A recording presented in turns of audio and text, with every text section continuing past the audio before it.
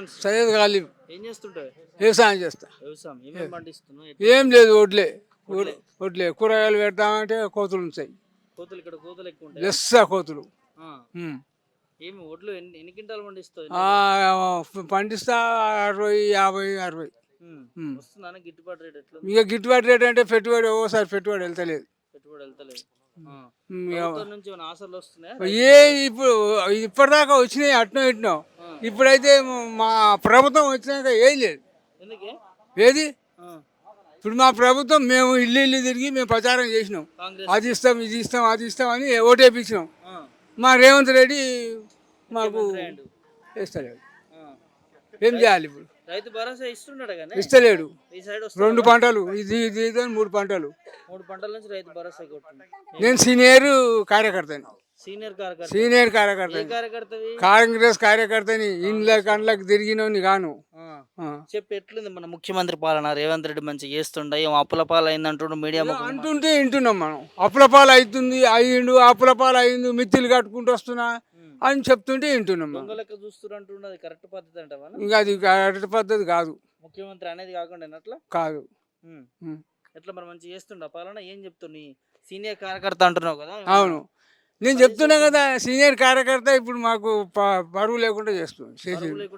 ఊళ్ళో తిరుగుతా మరి మేము తిరిగి మేము ప్రచారం చేసి గెలిపిస్తే ఏది మరి? ఇప్పుడు అందరు మొత్తుకుంటారు గసంటి వాళ్ళు. ఏదయ్యా నువ్వు చెప్తే 4,000 ఇస్తా అంటే ఏవయ్యా, మహిళలకు 2,500 ఇస్తా అంటే ఏదయ్యా అంటున్నారు. మరి ఏం చేయాలి? మేమేం చేయాలి చెప్పు? చెప్పి ఓటేపించినాం ఈసారి.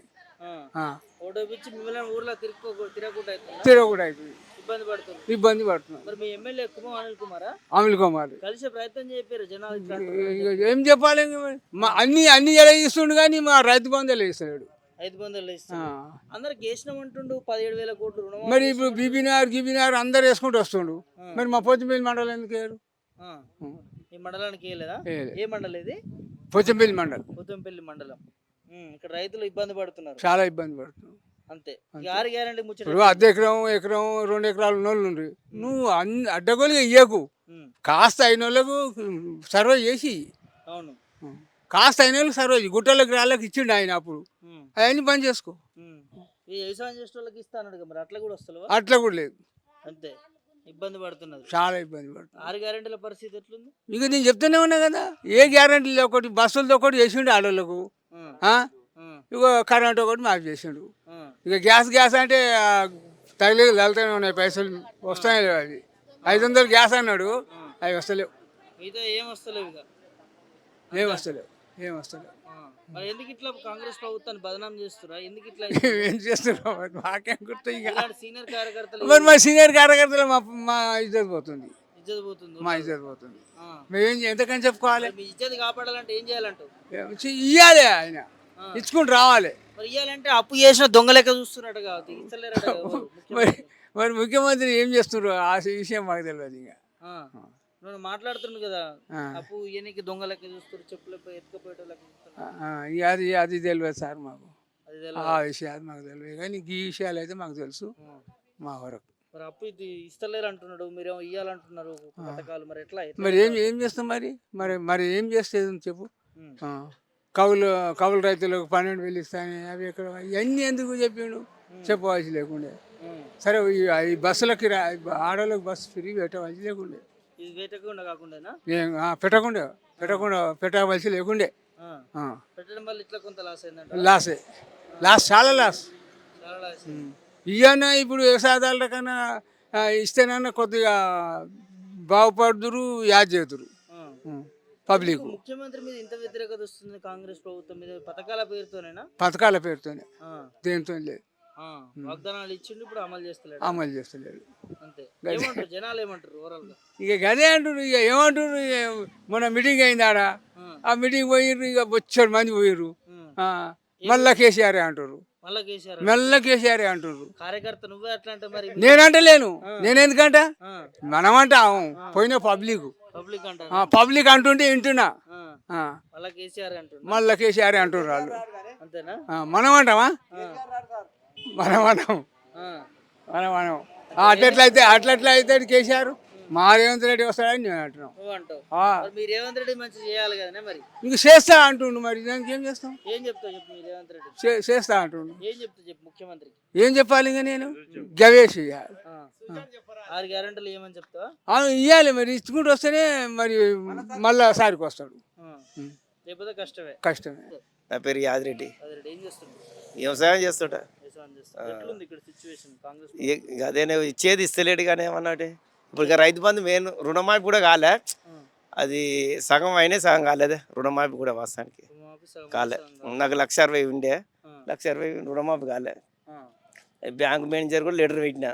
లెటర్ పెడితే కూడా వాళ్ళు పెట్టమని మేనేజర్ పెట్టమన్నాడు. అది పెడితే కూడా సున్నాం కాలే. వాళ్ళు ఏమన్నా బడ్జెట్ లేదు ఏం చేయాలని వాళ్ళు అంటారు మేనేజర్ ఇట్లా.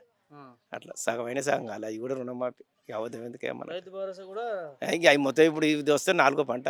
4 పంటకి అప్పుడు కేసీఆర్ ఇచ్చినాయి ఈయన అన్నయ్య 7,500 పోయి 6,000కి వచ్చింది. 6,000కు లేవు. ఈయన అన్నాడు కానీ అన్నయ్య ఇయ్యలే అన్నట్టు ఈయన అని అట్లా 15,000 ఇస్తా అన్నారు. 15,000 ఇస్తాను మళ్ళీ 6,000కు కూడా 12,000కి తెచ్చిండు కదా. 6 అన్న ఇస్తే అయిపోగా అవి కూడా లేవు కానీ రైతులు ఇబ్బంది పడుతున్నారు. ఇబ్బంది లేదు. ఇప్పుడు తిరగదు. ఇప్పుడు ఎమ్మెల్యే ఇట్లా వస్తే తిరగనియకుండా ఏందనుకున్నా అంతేనా. ఊరలకు ఎమ్మెల్యేని రాని అట్లా ఉన్నది జర్ర. అందుకని జర వెయిటింగ్ చేస్తుండు మన కేసీఆర్ ఇట్లా వాళ్ళు.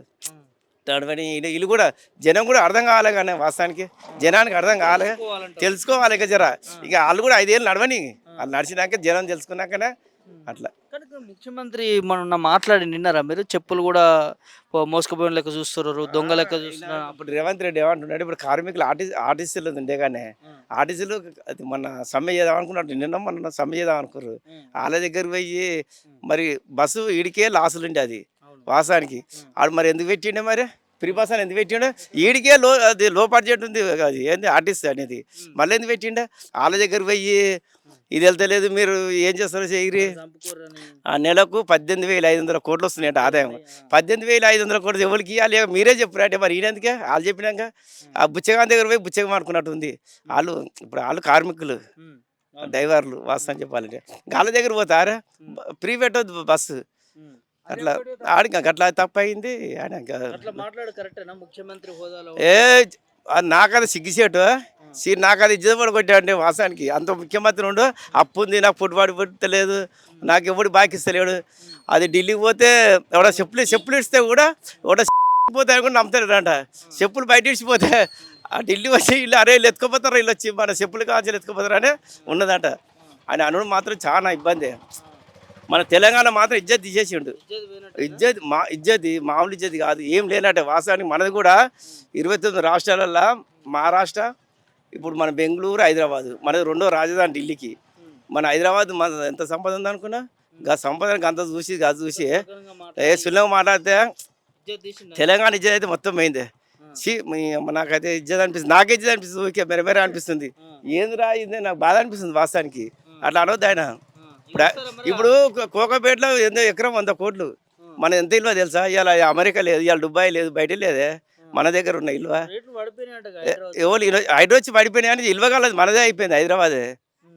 ఇక గదాన్ని ఇజ్జదాని వరకు జరగదు. మాకు కూడా ఇన్నిసార్లు అనిపిస్తుంది. నిన్న నుంచి యూట్యూబ్లో ఇన్న వరకు చాలా జర ఇబ్బంది అనిపిస్తుంది వాస్తవానికి. ఆ మాట అన్నదే, ఆ మాట అనేది లేదు.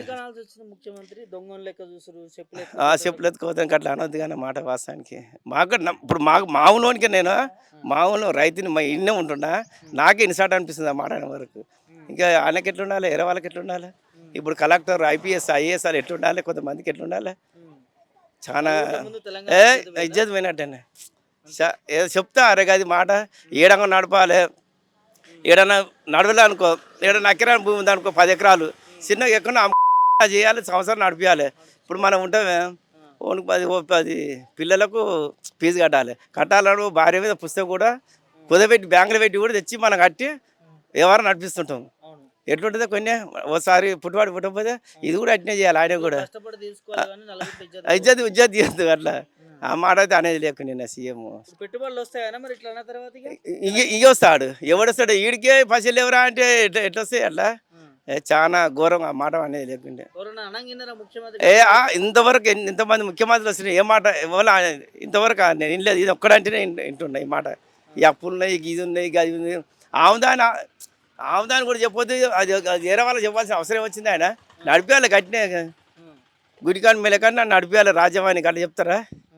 ఇవన్నీ కుండ బదులు పెట్టినాక ఉండేది ఎందుకు ఆయన? ఎట్లుంటుంది అట్లా ఎట్లా కొన్ని అంత ఆగముందంటావా? మా కాకపోతే ఇంక ఎట్లుంది ఇప్పుడు వాస్తవానికి? ఇప్పుడు నా వరకే చెప్తున్నా, రుణమాఫీ కాదు రైతు బంధు వాళ్ళే. ఇక నాకు జర బాధే ఉంటుంది కానీ ఇక రెండే ముచ్చాలు మాట్లాడితే మనకి ఎక్కువ ఎందుకని. బాగా ఉంటుంది.